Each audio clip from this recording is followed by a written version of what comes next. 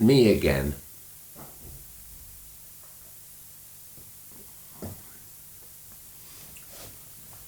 Today, I'm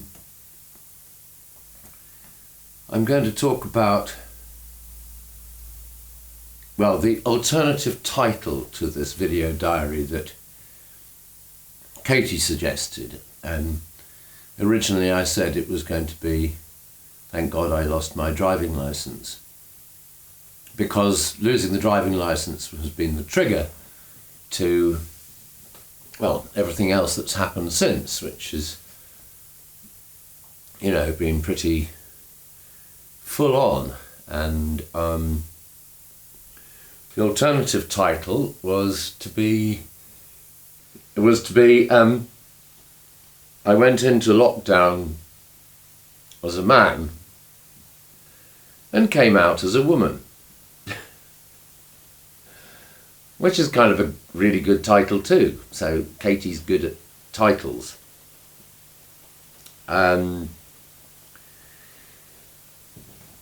So I'm going to talk about what it's like coming out, as they say, which is the most ghastly expression in the world.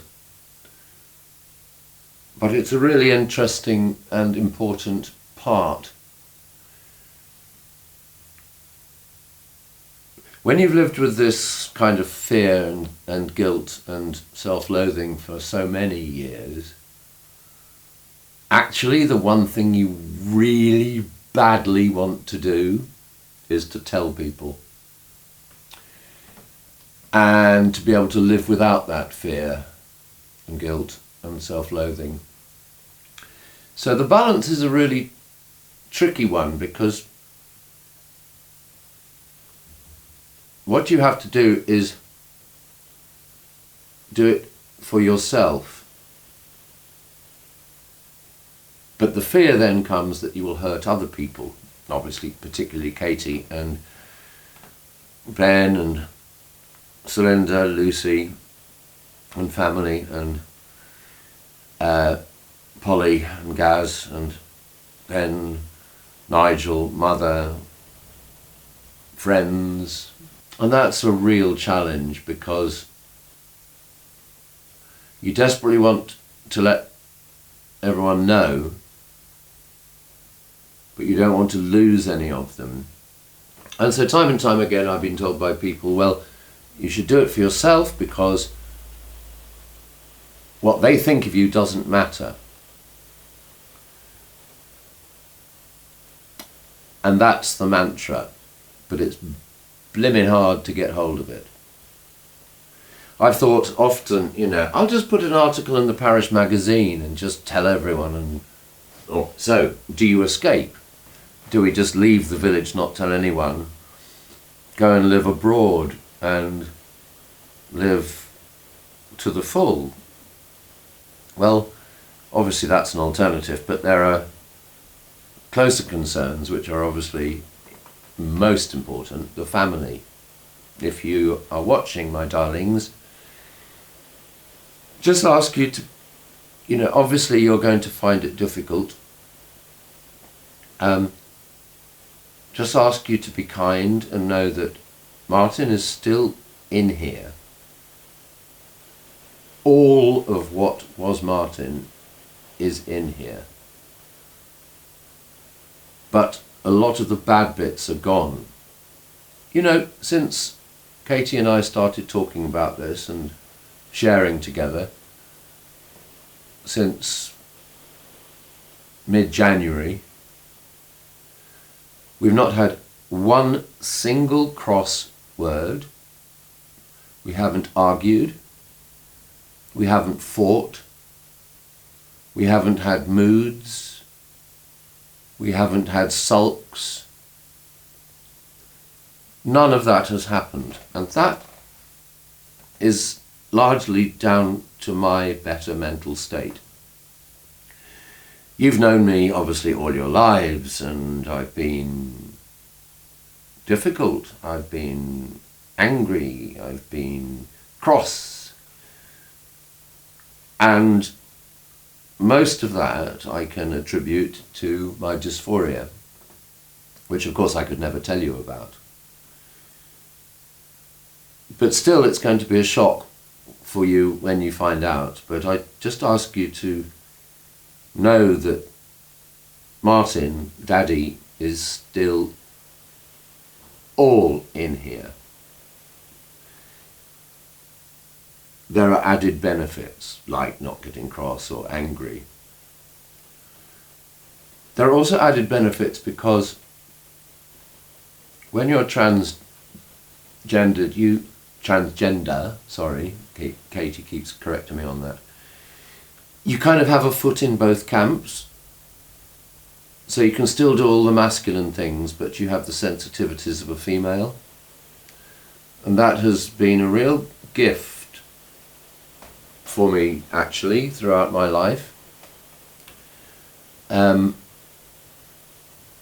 like to think that with these added gifts I can comfort people, I can help people, I can be an ear to speak to, I can be a shoulder to cry on. I understand people in crisis.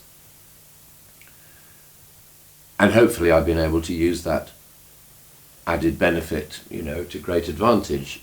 But it kind of goes way beyond that. It goes right through my whole being. Being able to, as I say, have the sensitivities of my female psyche and the, all of the masculine attributes of being able to build restaurants and pubs and all those things.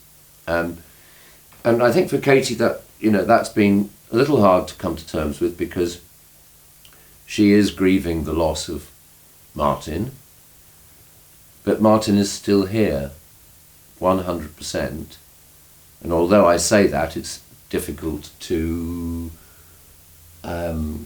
appreciate that all the time, obviously, because I'm dressing differently, I'm wearing jewellery, but we're having enormous fun with that because, but obviously not Ben so much, but the girls, you'll understand all of those years through, going through puberty and everything else and having fun and dressing up with your friends and learning how to do your makeup and learning how to do your nails and does my bum look big in this and all of that. Well, I'm going through all of that now at age 63, and which is great fun, and Katie's actually quite enjoying the journey, I think, too, on that front. Under lockdown, it's kind of difficult to put it all in reality, but what I've really noticed is that actually I've had to come to terms with the fact that this is real. This isn't just another game that we can give up tomorrow. This is something that profoundly affects the rest of my life, and therefore yours. But in a previous diary session, I referred to the fact that the rest of my life is about being comfortable and understanding myself in the right context. And I am comfortable in this bubble, and let's be honest, we are in a bubble right now. So what happens next? We take, thunder. April showers bring May flowers. Bring it on! Ha! The gods are angry again. But not with me. So where was I? Yes. That understanding that I can actually portray myself confidently as me without being judged. I will be judged, but without letting that judgment affect me. And I suppose one of the things that has come out of the current lockdown crisis is that kindness is such an important part of our being.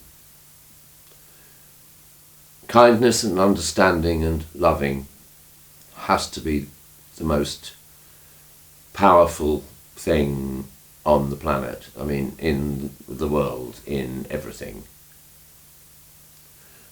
And so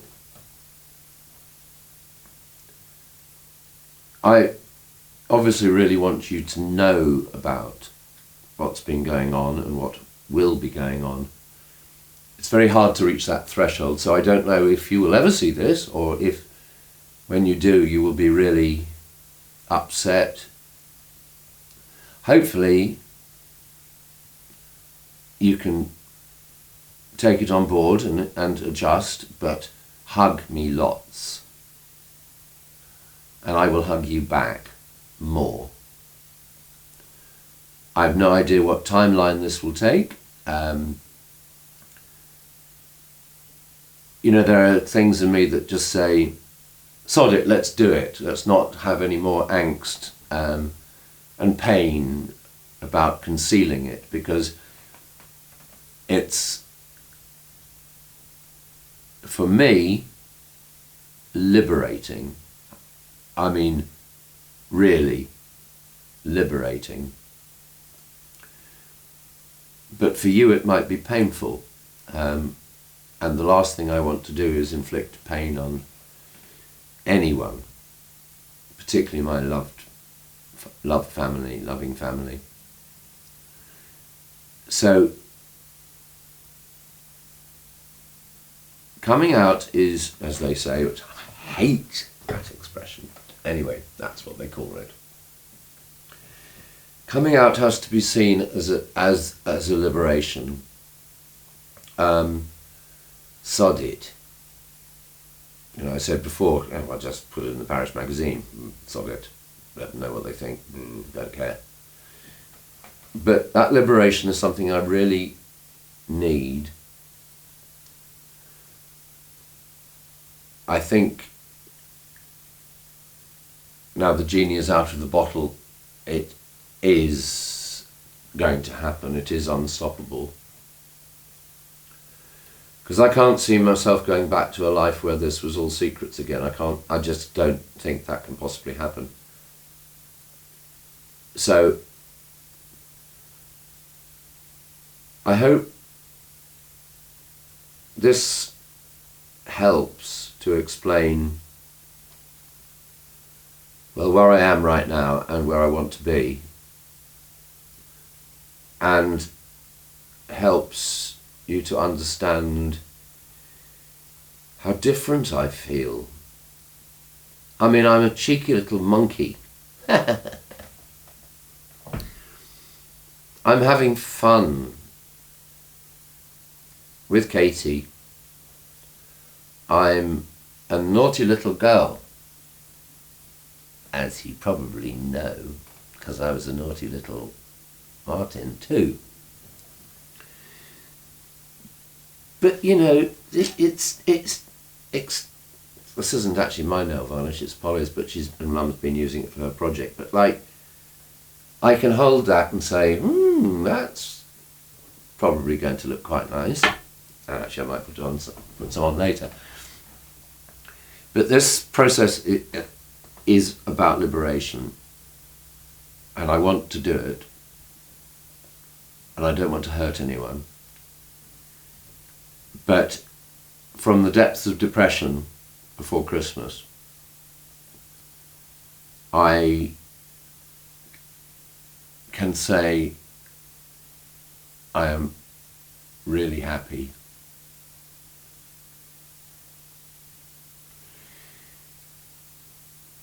And I want to stay that way. And it's pretty damn wonderful. So,